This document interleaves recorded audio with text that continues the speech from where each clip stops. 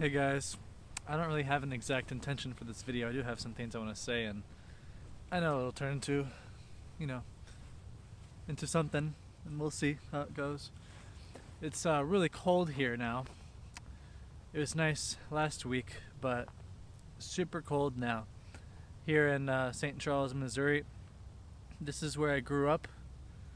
It's been the place I've been trying to run away from the last several years. Always get dragged back. And I think the reason I get dragged back is because of my dasha, the astrological time period. And in particular right now, the karma is related to the mother because I'm in a moon antardasha. And so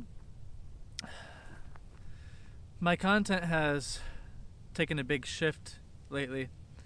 I don't really care to talk about the primal diet anymore. I will, of course. I'm still going to talk about it, but just the primal diet just invites so much conflict. And really, what do I know? All I can say is what Ajna shared, but I don't really know the science, I don't really have the full internalization of the understanding of all the principles. Like, I can just repeat what he says, but do I know about the chemical systems in the body, this and that? Not really. And nobody really does, except for Ajna. And if you wanted to learn it, it would take you a lot of time, a lot of hard work. And so just like talking about the primal diet now, it feels ingenuine. Because like I said, what do I know? I don't really know anything about health or nutrition. Yeah, I know sickness is detox, and I know the food combinations and this and that, and over time I've learned how to produce results. I've learned more of what it means to take care of oneself. That's one of the most important things to learn. How do you actually take care of yourself? It's more than just necessarily eating the food. That's part of taking care of yourself, but the act of taking care of yourself is what drives you to make yourself eat the food. It's the care for oneself. And so if someone doesn't care about themselves, they're not going to take care of themselves. Right? So last year, I, for a few months, well, more than a few months, but I was very depressed last year. And I'm talking about late 2024, actually. And I just really couldn't get myself to eat the foods a lot of the time because I just had no appetite, had no energy. And, I eventually, I was in this attitude of really wanting to understand why I felt how I felt. Why was I depressed? Why didn't I have energy? And then after just suffering for so long, I eventually decided it doesn't matter why I don't feel good. I just need to do what I need to do to take care of myself. And if I figure it out later, great. If I don't ever figure it out, does it matter? Let me do what I need to take care of myself. So then I stopped sitting around thinking about the fact that I was depressed, trying to understand why I was depressed, and instead got up and did something. And, the biggest thing is eating the food, and that's when I started being more strict about telling people, just eat a golf ball sized piece of meat. No matter how depressed you are, no matter how little appetite you have, you wake up and you're depressed, you don't want to do anything, at least eat a golf ball sized piece of meat. Just one bite of meat. Literally, one bite of meat will make you feel so much better. It'll create the momentum in your day. No matter how depressed you are, make yourself eat that one bite of meat. No matter how little appetite you have, eat that one bite of meat. And so, taking care of yourself means doing what you know you need to in order to take care of yourself, right? And when you go these long periods without eating, you're just deteriorating, you're just breaking down. And so I would spend all day laying down, trying to sleep and not being able to sleep, just all day depressed in the back of my van, and had no energy at all. And, I was starting to make some posts saying, like, sleep as much as you want. This is what I came to. Sleep as much as you want, as long as you have food in your stomach. If you're going to lay down for 5 hours because you're depressed and do nothing, make sure your stomach is full while you do it. Because if you try to sleep on an empty stomach, you're just wasting your time. You're not recovering. You're not rebuilding the body. You're just rotting away. And so taking care of yourself means caring for yourself. Why would somebody not care for oneself? I have regrets. I've made mistakes. I've seen things that I've done in the past as being an idiot. And I've been really upset with myself. It's also led to me being upset with my parents. And I'm not upset with them.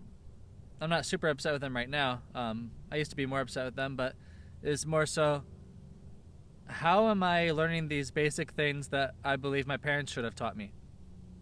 And it's just, I know that most people, like some of these things that I'm learning, most people don't know them. And I feel like it would have been my parents' responsibility to teach me, but it's just how to have a healthy relationship with somebody. That's really what it comes down to in regards to these things that upset me, because my last serious girlfriend, I didn't know how to have a healthy relationship. I communicated clearly, but it doesn't matter how much you communicate if you totally lack awareness. I'm communicating how I feel, I'm communicating what I think, but my girlfriend at the time, she could not communicate how she felt. She could not share what she thought because she lacked communication skills. And back then, I had very low emotional awareness, emotional intelligence. And, if I was with somebody like that now, I would so much more easily be able to meet someone's needs, like who's in that situation, because I understand them much better now. And I've opened my heart. And I've been trying to open my heart for years. The word that I've said the most in the last 7-8 years is probably the word love. I say the word love to myself all the time, and I think of love in my heart. And I try to create the feeling of love. And I can create that feeling of love. And it's exercise, and it takes time, practice to develop it. And but the thing is, despite me having positive intention and wanting to open my heart, the heart didn't open in the way it had in the last year or two. I was trying to open my heart. I wanted to open my heart. I was open. I was open to being open. I tried to be open, but no matter how hard I tried, I didn't have that awakening. And summer of 2020, I had probably the second most profound spiritual awakening that I've had in my life. And I call it the beauty awakening, where I was broken up with the girl for I hadn't seen her for about 9 months at the time, and I met somebody new. It didn't last long, but when I met that new person, K2 was going over my natal moon, and the house that my moon was sitting in was active by Dasha. I was still in the Venus Antardasha. Venus is sitting next to my moon. And so, because moon was in a house that was active by Dasha, when K2 transited over it, it brought a very powerful experience. And so, whenever K2 went directly over my moon, that's the exact time I met another girl. And Venus was not in the position to bring a relationship. So I was like, how did I meet a girlfriend? I'm like, oh, it was K2 that brought it. And so K2 brought me the new girl, just to detox my moon. Moon is the mind and emotions, essentially. And so through her, K2 brought her to detox my moon. And essentially, my heart opened in a new way that I've never experienced before. And that girlfriend I saw in a completely new light, and I became incredibly thankful for her. I saw her as the most beautiful girl in the world, and what she sacrificed to be with me and what she did for me. Only then did I realize it. While she was with me, I wasn't really aware. I took her for granted. And while I was with her, I was not satisfied with her, and I was always just wanting to find a different girlfriend because she wasn't doing the diet strict, and I was dissatisfied in other ways. But looking back, I should have not been thinking at all about any other girls, and I should have been 10 times more devoted towards her. And back then, all I wanted to do was take care of myself. But I didn't yet know how.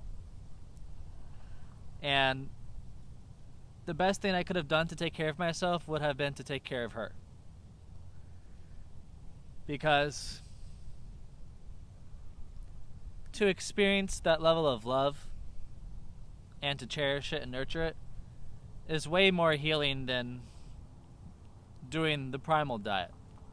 Yes, primal is necessary, but what I mean is if I eat primal diet for a day versus if I focus on getting closer with my girlfriend for a day, getting closer with my girlfriend for a day is going to have a greater impact on my life than focusing on the primal diet for one day.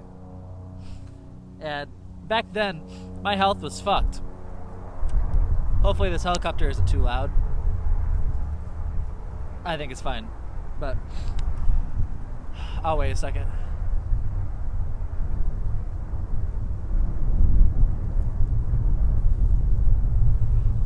So I made the post recently explaining how much anxiety I've had. And it kind of used to be, well, it's the worst it's ever been right now. Well, it's not the worst it's ever been, but it's been pretty bad. But back then, when I was with her, I was at the peak of my poor health. And, I was at the time in my life where I realized that all my difficulties were a result of primarily what I believed at the time was my poor health. That made it hard to think clearly. It made me anxious. It made me scattered. It made me manic. Up until when I was about 19 years old, I started experiencing anxiety. And when I experienced anxiety at that time, I was like, wow, I can hardly think of any time in my life before that I ever had anxiety. I used to really have barely any anxiety, no worries in the world. And then I became a very anxious person. And I attribute that to the vaccines that I got for school, HPV vaccines, and then the fasting and the veganism, excessive smoking, and overdosing on tobacco juice, cold exposure, drinking massive amounts of raw apple cider vinegar straight out of the bottle, even while fasting for long periods, super long fasts, and moldy berries. All the meat I ate was frozen after that. And, I didn't do the diet well at all. Tons of lemon juice, excruciating tooth pain, horrible tooth pain, horrible tooth pain. And, the tooth pain was really bad at one point, but over the course of 2 or 3 years, it felt like a headache.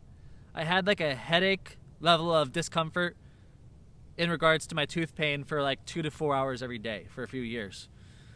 And, I also suffer from headaches every day for a very long time and for years. And, you can watch my life story video to get some more details on that, but when I was with her, I was just obsessed about the primal diet and making my content, when I should have been focused more on her. All I wanted to do was make my content, and I didn't give her enough attention. Even though she was with me 24/7, living with me in the car, I didn't know how to have the true heart-to-heart with somebody. I could have the intellectual communication with her, but she couldn't have the intellectual communication with me in return. I could talk, she couldn't really respond. But like I said, I wasn't able to have the heart-to-heart. And so, if you can't have the heart-to-heart with someone else, how can you have a heart-to-heart with yourself? Or if you can't have a heart-to-heart with yourself, how can you have a heart-to-heart with someone else? So to take care of yourself, you really have to have a heart-to-heart with yourself. You have to be honest with yourself. And many of you may think that you have been honest to yourselves when you haven't.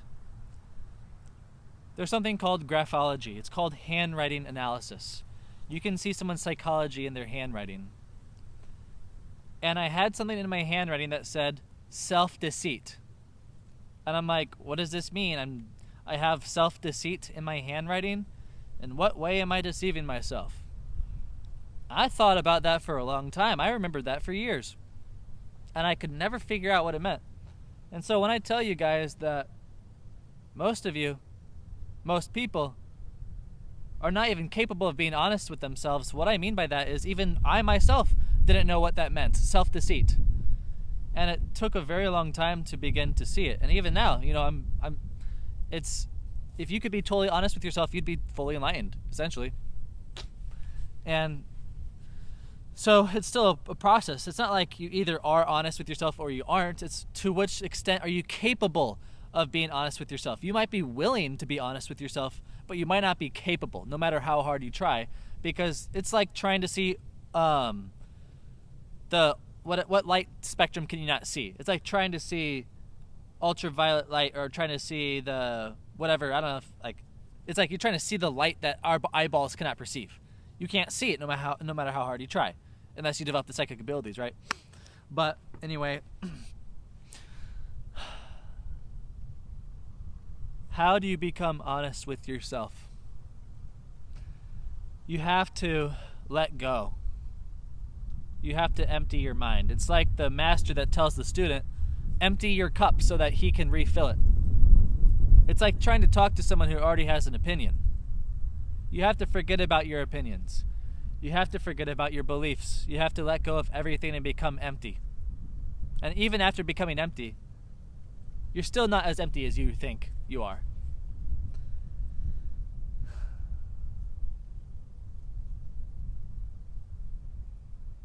You have to be able to accept being wrong. And a lot of people struggle to do that because their identities, their self-esteem, their identity is more so than just how you identify. I'm a Christian, I'm a primal dieter, I'm LGBT, I'm Republican, I'm Democrat, I'm a good person, I'm a Harvard graduate. Forget about all your identities.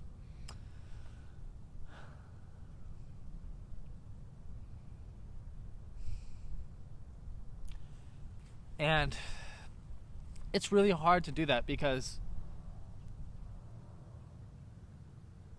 it really is your basis in reality. It's like removing Windows from a computer. It's like removing Linux from a computer. There is nothing to navigate. You can't even put software in it because there is no operating system anymore. So when you lose that, you don't even know how to function anymore. You don't even know if life, you feel like you're dying. You might even feel like life isn't real. Why would you feel like life isn't real? Because you believed life to be something other than what it is. And when you let go of that, you can have a breakdown. You can have panic attacks because your brain's trying to grasp onto something. And so the reason people so intensely attack other people, why people get upset, is because if someone says something that may be valid, but you subconsciously or unconsciously are unwilling to accept that because to accept that would break your worldview, your unconscious mind will kick in and seek to destroy what opposes your operating system in order to keep coherence.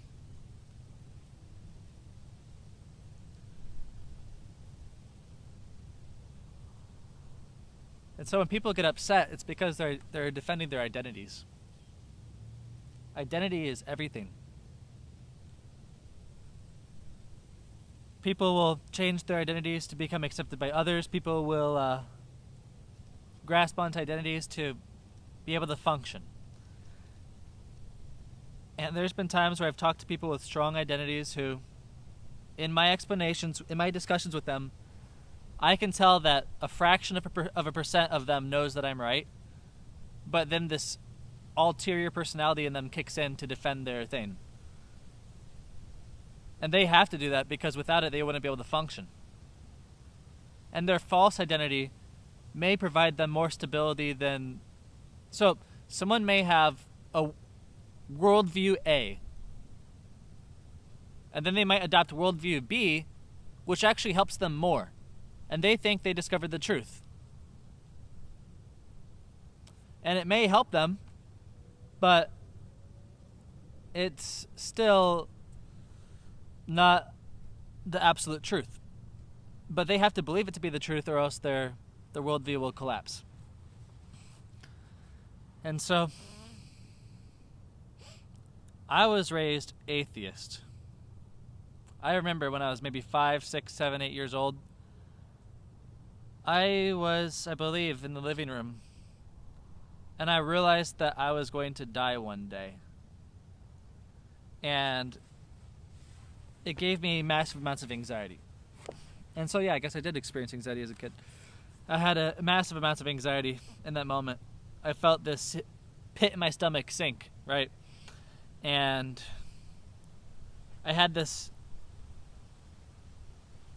intense fear, sense of doom, because I realized I was going to die someday. And eventually I forgot about it, and I moved on with my life. And it wasn't until one of my childhood best friends died a few years ago that that feeling came back. And every night when I went to sleep, I would feel this sense of doom. You're gonna die. And it gave me this great sense of urgency to make the most of my life.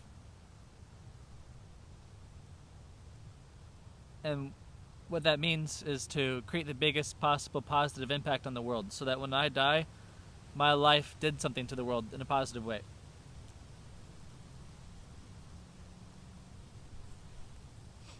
There's another experience that also brought this great sense of fear and anxiety of death. Almost 6 years ago, that I had an extremely traumatizing experience that literally gave me PTSD. And I had PTSD flashbacks just like in the movies. And I didn't know if life was real anymore. And that lasted for several months. It was a really bad acid trip. You can watch my life story video if you want to hear it. And I thought that, the New World Order was taking over, and that if you didn't get the vaccine, you were gonna be arrested like the Japanese in World War II. Or was it World War I? I don't remember. But, the camps, the concentration camps for the Japanese in the United States, our own citizens were imprisoned for being Japanese. I thought the same thing would happen if you didn't get vaccinated. And I had this incredible anxiety. I was already on the primal diet. Day one, I already knew Corona was fake because I knew what Audrey said about viruses. And I thought that here I am. I'm 19 years old. I just discovered the primal diet. I just realized there's more to life than the atheist reality I previously had. And that I didn't get a chance to live. The universe handed me the truth, and then it was going to kill me shortly after. That's what I believed was happening. And that gave me an extreme sense of anxiety because I didn't get a chance to do anything with my life, and that my life was for nothing. That I was going to die without making any impact in the world whatsoever. And that horrible anxiety lasted until I started eating high meat. And, I wasn't always super consistent with the high meat, and, eventually my food would start freezing in the car when I was living in the car, so I couldn't make it at some points. But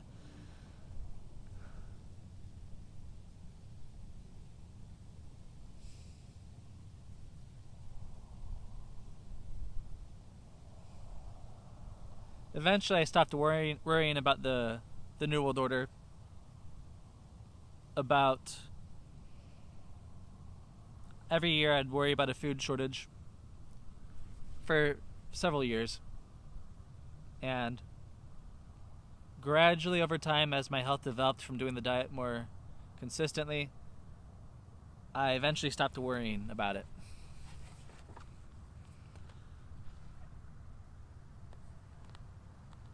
I still have a tendency to be manic. I didn't feel the manic energy for some months until recently again. And so I'm taking a break from weed and I'm not eating red meat for now in order to stabilize myself. And one of the most important things I learned last year, what I gained, was faith.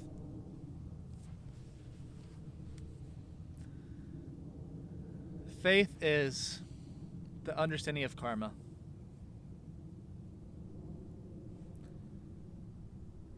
Karma is the development of your soul. When something bad happens, you're just detoxing karma.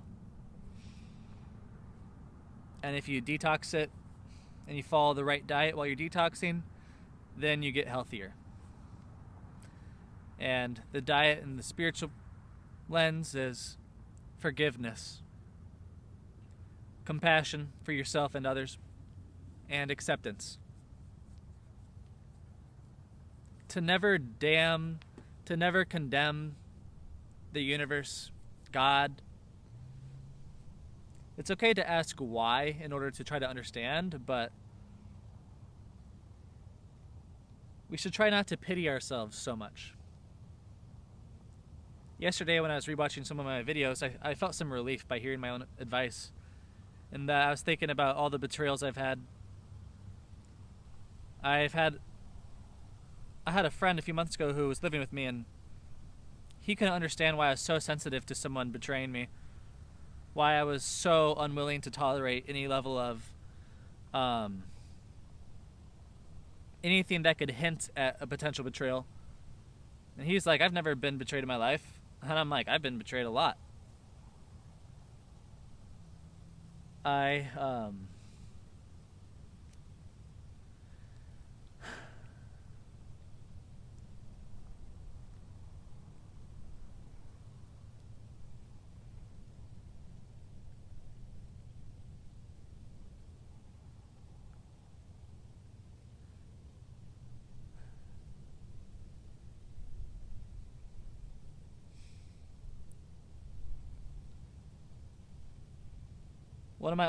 I'll just go into some examples.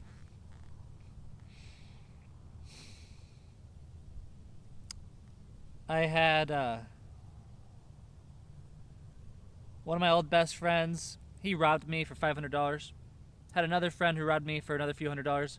Had another friend break into my house to try to steal some of my stuff. I had friends try to hook up with my girlfriends.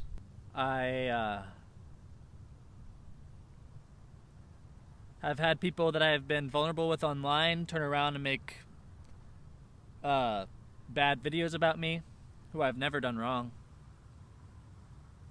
You know, I've been robbed a lot, money, but you know, there's been other times where I've had money stolen, multiple different times, other times than what I just said. And you know, I can go on and on. That friend that robbed the $500, you know, he used to be my best friend. He died last year. He was murdered.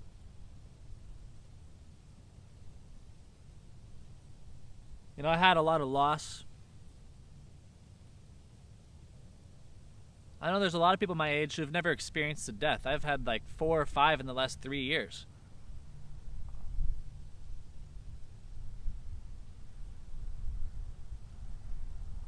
And so, I don't need to go into all the details of all that, but in regards to the sense of release I've felt from my own videos that I was rewatching, is that all the betrayals, I just look at it as I'm just detoxing karma. It's a good thing, because I must have had something in my soul from past life, some blackness, some mercury in my soul, some heavy metals in my soul, some junk. And when that stuff came out, it resulted in betrayal. So, in a way, I'm grateful because I came out the other side and I'm okay. And it's taught me to live in the moment. I spent a lot of time alone. And when I say alone, I don't mean I'm in my bedroom in my parents' house alone. I mean, I'm alone in my car and I don't know anybody for 1,000 miles. Or a few hundred miles. I've gotten up and relocated like 7 different times, going to places that I don't know anybody. I spent lots and lots and lots of time alone. In the car. In nature. And I kind of just always find myself alone again. The last time I was close to a girl, I shared something with her. I shared, you know what? Me and you, we're happy together right now. And I know that it might not be like this forever. So I'm grateful that I have you with me now and that we are happy with each other, and I'm so happy to have you in my life. And even if someday we fight and we're not friends anymore, I just want you to know that I'm still thankful for you. Because I've experienced so much loss, I expect it to happen. Or accept that it may happen. Expecting it to happen is the problem, because then you can kind of cause it to happen.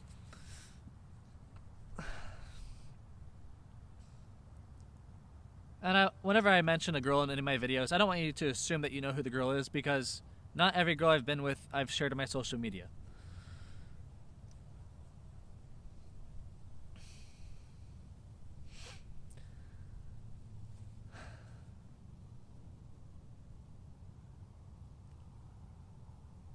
Like I mentioned in the video the other day, whenever I am really low, really down,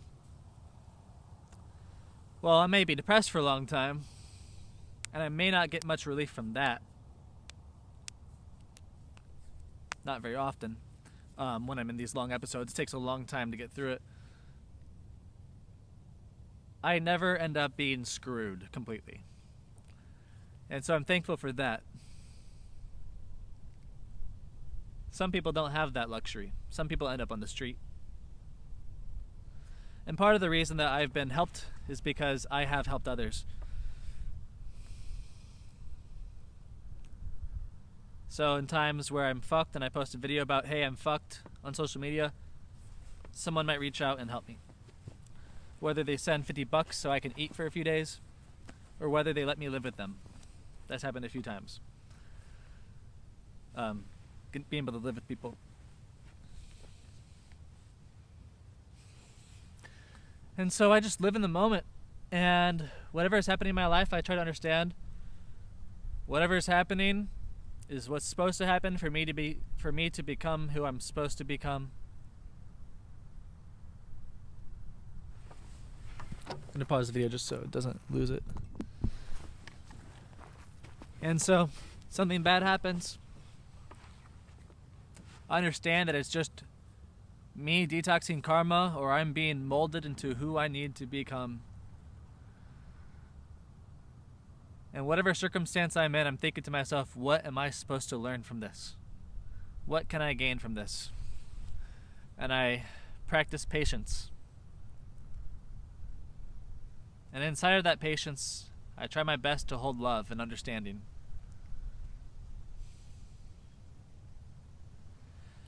And do my best to take care of myself, meaning don't do the things that I know is wrong. Including, but not limited to, eating well. Not staying up too late. And not being on my phone too much at night, for example. Middle of the night, don't get on my phone, ideally. Don't wait too long after waking up to eat my first bite of meat, or first sip of juice, or some eggs. Make sure I get out into nature and breathe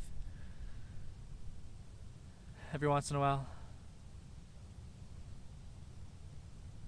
and to trust my instincts and my intuition.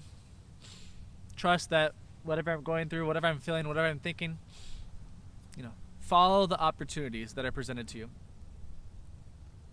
There's times where I'm presented certain opportunities, and it may not be the ideal opportunity, but I see that it is being presented to me by the universe, and I will take what is given to me and work through it. And sometimes you have to learn to say no. But sometimes you have to be willing to work with what you have.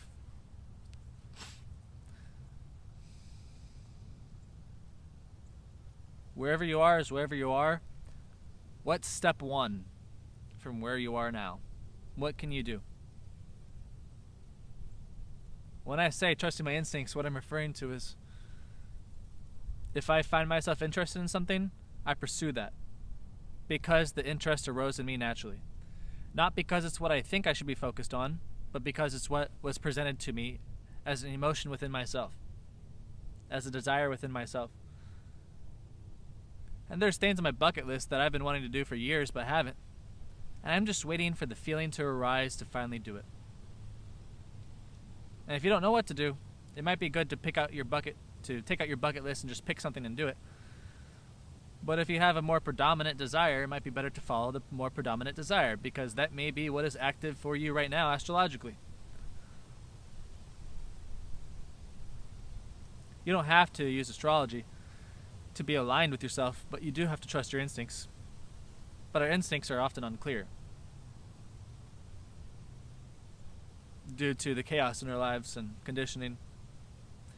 Heavy metals in our brain and such, causing our brain neurons to fire in crazy ways. That's why the astrology can help make things much more clear.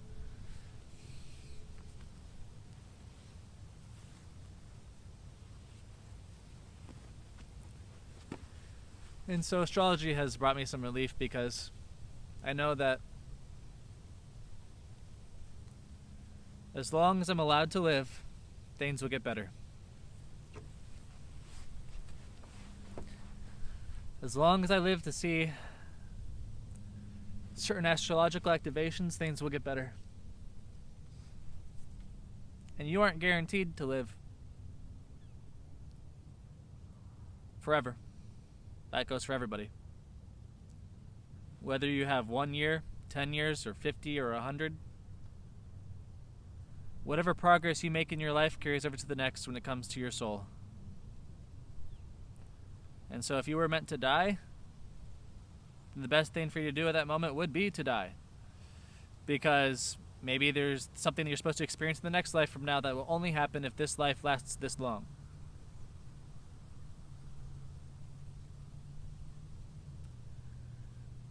And so, when you have faith, you learn to accept that whatever happens is what's best to happen.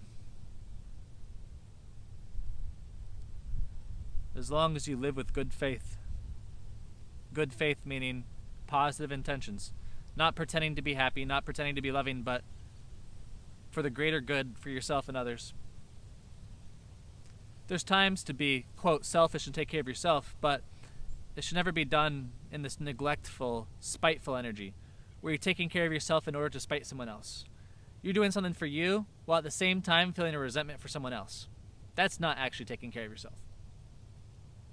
If you think that you're just taking care of yourself and taking care of your own needs, but at the same time hating someone else while doing it, or doing it because you want to, inside of yourself, you're, feeling an attitude about it, that's not actually taking care of yourself.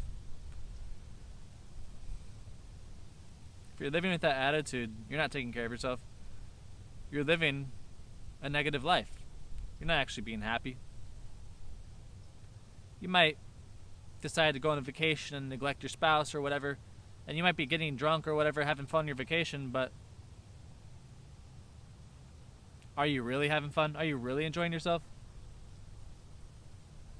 Just because your body experiences pleasure doesn't mean you're actually enjoying yourself. You may get off.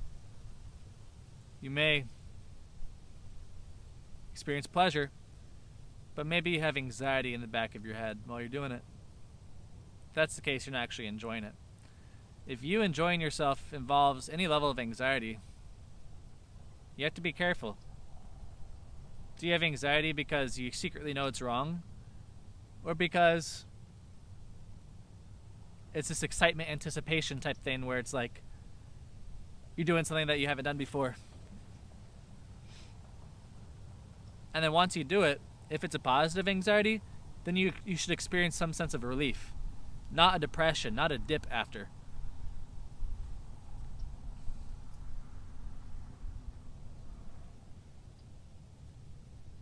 The only way to truly care for yourself is have the heart-to-heart with yourself and trust your instincts. If you're ignoring your instincts because, let's say your instinct, your desire, your feelings points you in one direction, but you tell yourself, that's not optimal.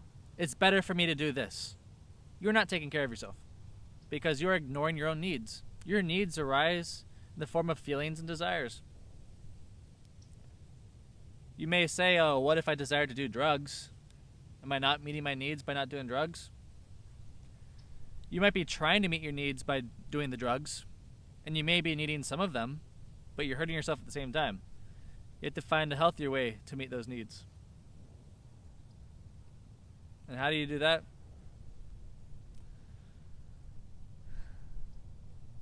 Feed yourself some good nutrition and meditate. Go to nature. Get some space. Spend some time alone. Or if you spend a lot of time alone already, maybe seek some connection. But from the right people. Sometimes seeking and finding connection with the wrong people might even be what you need to do to work out some sort of karma, to optimize some psychological connection inside of yourself. For example, your relationship with relationships. If you have a history of toxic relationships, sometimes being single is not the way to fix it. The way to fix it is to go into another relationship and then make different decisions. Let's say you have an ex-girlfriend and you haven't healed whatever the issue is, and you meet another girl that's just like her. You may need to take the first few steps with her, but then make different decisions along the way and not escalate that relationship. Whenever you have that point to escalate it, then you make that decision to not.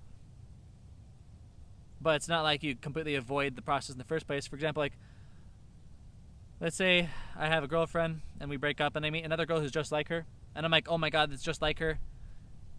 Or I fear that she might be like her, and I avoid the thing altogether.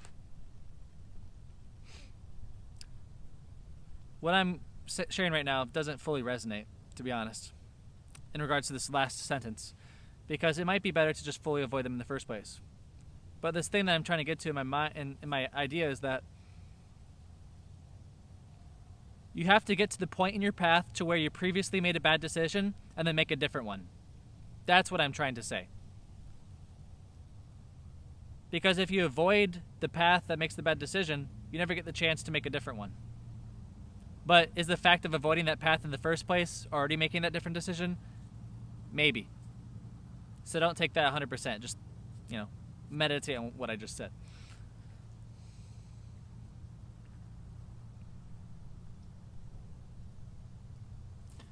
And so, even though I've shared how I have anxiety and stuff, and I've had difficulties in my life,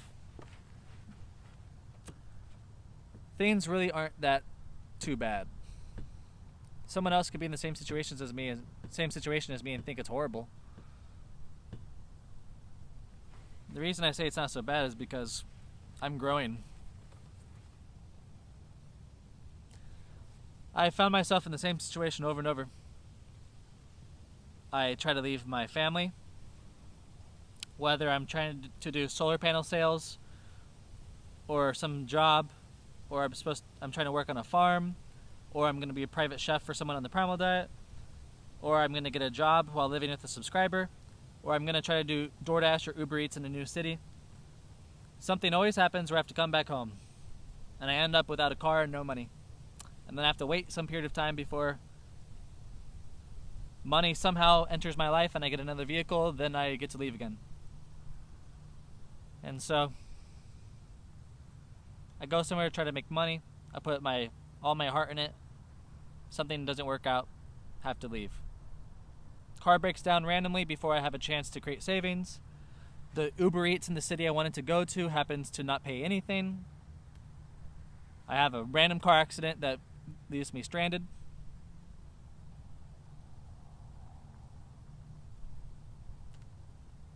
I get a job thinking that I'm going to be able to survive, and I end up realizing that it costs more in that area to live than I thought.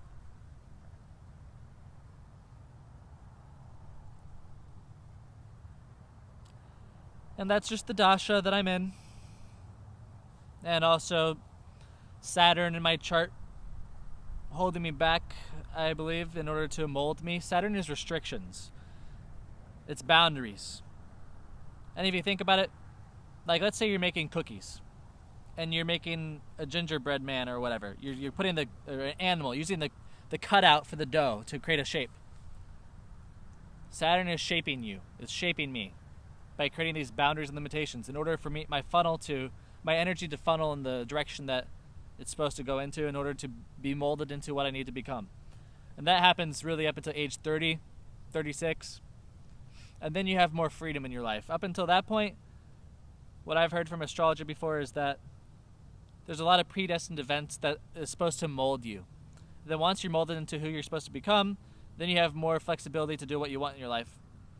And if you try to go outside those guidelines before age 30, 36, you're going to be corrected back into alignment. Is what I've heard. Makes sense to me.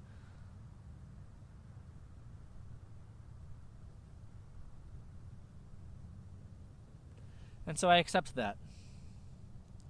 Because I have faith. I have trust in the universe, God, Source, the divine plan.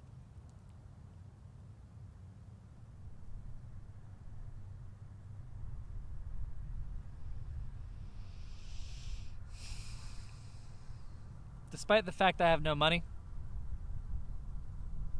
and my car may or may not be drivable safely right now. It overheated 2 days ago. We thought we fixed it. Overheated again today. Maybe it's a cheap fix. Maybe we're not going to have a car for a few months. I don't know. But despite the fact I have no money, maybe even no vehicle or any way to make money, at least I have $200 a month on Patreon and my mom has food stamps. I'm not going to starve. And I have a few friends who will drive me to the grocery store once a week to get food. And with that, I'm here sitting on this bench. I'm enjoying the sun. I'm enjoying the peace, the nature. I love looking at the water, seeing the wind, the ripples. And I can sit here with my no money and broken down car, single, no girlfriend. I may be able to sit here and feel more happiness and peace than someone with $1 million and a million problems, stuck in toxic relationships in a business they don't want to be in, or whatever, et cetera, whatever they're in, you know. I have that level of inner peace and understanding. I can literally just look at this water, the wind on the water, and I can be happy. I love it. It's just soothing. I could do that all day. Whether I had $1 million or not, what I want to be doing right now is sitting right here. I may want a warmer jacket. I may want to have clothes with 0 polyester. I may want to be somewhere warmer, but still, it's really not so bad.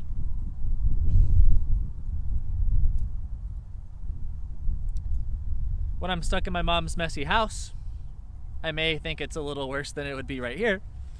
I may be annoyed and frustrated, but I still have the faith that opportunities will be presented to me. Even if I have no money and no car, If I'm patient and I work with my instincts, my desires, I make the videos with what I feel like talking about, and I take care of myself, opportunities will be presented to me. I'll work with what I have, and at some point, the circumstances will change.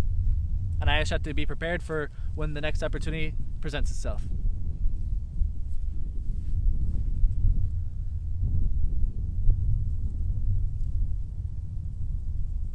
I've had multiple different girlfriends who let me drive their cars. You know, I've had subscribers who let me live with them, this and that. So I understand that I have a flow of opportunities in my life. And I've worked to be able to set that up for myself through my relationships online and the fact that when I meet a girl, even if I have no money to provide her, I can still give her an experience. And anybody can provide an experience if they're honest. What's one of the most valuable experiences that you could ever provide somebody? A sincere heart-to-heart. And a lot of people aren't capable of providing heart-to-hearts. A heart-to-heart can be one of the most healing, transformative experiences that could ever be provided to somebody.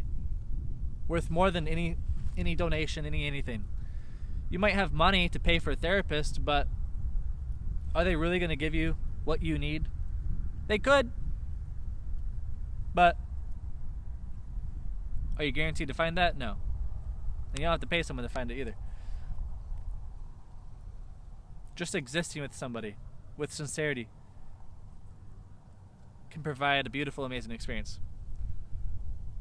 You don't have to have anything to do. Just having somebody else can mean a lot.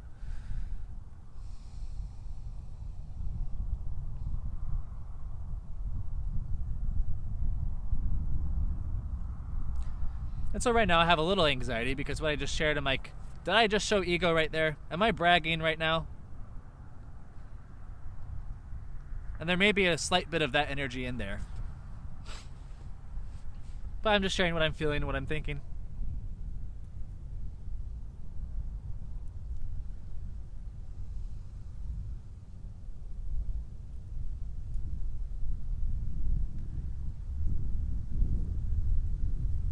Let's say what you're feeling is something negative, and you share it.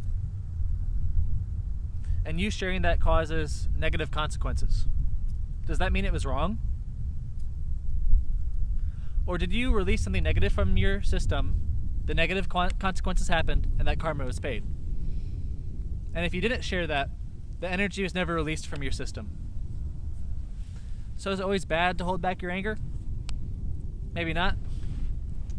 Maybe it's not bad to share that anger or frustration, but you should also understand consequences. And there's such thing as transmutation too. For example, you can have anger and you could destroy somebody with it, or you could share with them that you feel like doing something, but then choose not to. And then you can release the anger through a punching bag or playing the drums or working out. And then after the fact, you no longer feel like doing whatever you previously felt like doing. And you didn't repress it. It's out of your system. You feel better now. So in regards to sharing the things or saying something negative or doing something negative with negative consequences, the intelligent and the mature thing to do, the wise thing to do would be to transmute it.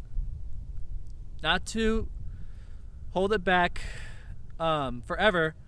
Hold it back until you have the right time to release it in a way that won't produce negative consequences.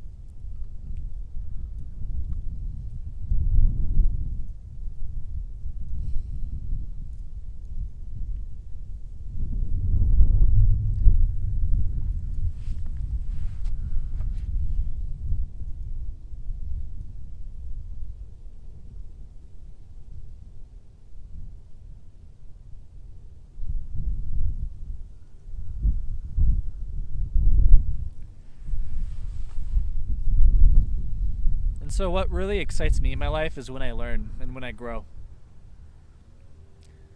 I've learned and I've grown a lot. I'm in the exact same on paper circumstance that I was several years ago, except for the fact I have a lot more followers on social media, and at least in the last 3 weeks, it's become apparent that I've acquired a lot more supporters online. And so here, this park that I'm at, there's a part in the park that I went to where I was once with my old girlfriend. And being there made me sad. And I sat there for a moment to honor her. And so that the next time I go here with a future girlfriend, I won't get sad. That way I can get the sadness out now. And I reflected on how I felt back then. Very similar circumstances, but I'm older now. I'm wiser. I feel cleaner. I feel more clean. I feel more clear. Yes, the broken down car, no money, etc. But hey, at least now I have a home to go to with my mom. Previously, my mom was also homeless, and I didn't have the social media. When I had the girlfriend, I had a good amount of support on social media, because having a girlfriend helps activate that in your life, in my life. Even if people didn't know I had a girlfriend, they probably would have provided me more support, because law of attraction, manifestation. Because by me having a woman in my life, my Venus becomes activated, and the flow of energy in that aspect of my consciousness is active, which allows the energies to flow and operate and attract and manifest.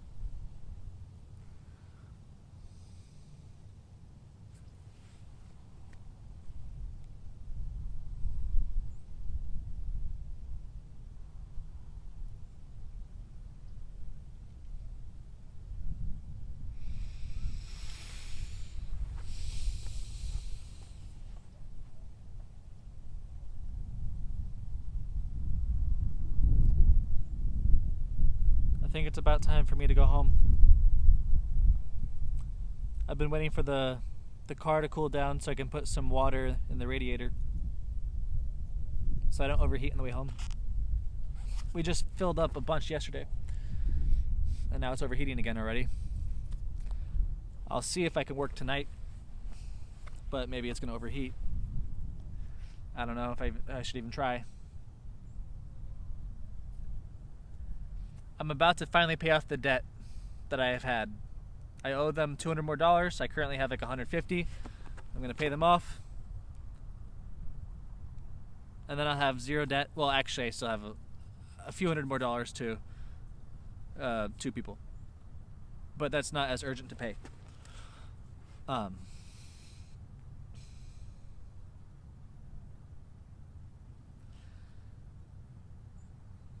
If you are watching this and you would like to support me,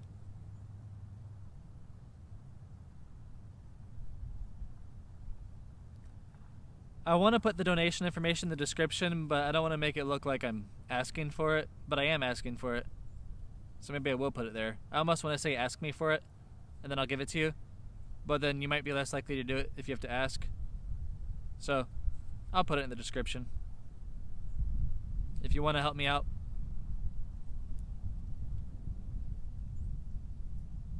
here's what the money will go towards. I'm going to get some new clothes so I can dress better. Helps me feel better. It's better for the girls. And I'm going to spend a few $100s on paid ads in a few weeks in order to try to find a girlfriend on Instagram. I'm going to put like $300 on, if the car's not broken down and I can work, I was going to invest $300 in ads targeting girls within like 5-10 miles of my home, and just make a video sharing, I don't know yet,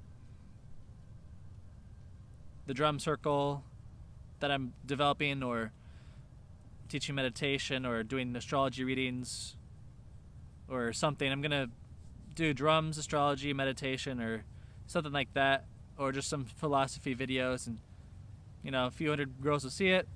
Maybe I'll find a girlfriend. I'm going to run it the exact time in which the astrology is activated for me to be able to have a woman enter my life. And so I'll see if I can get a girlfriend.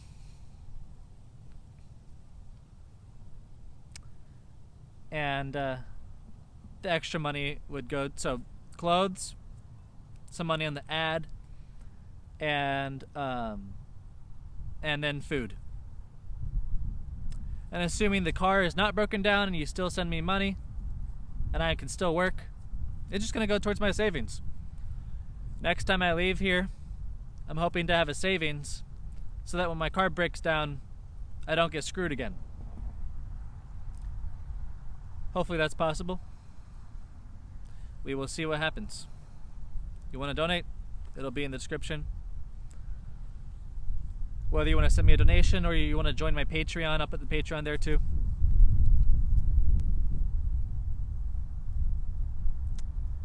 And so I'll get going now.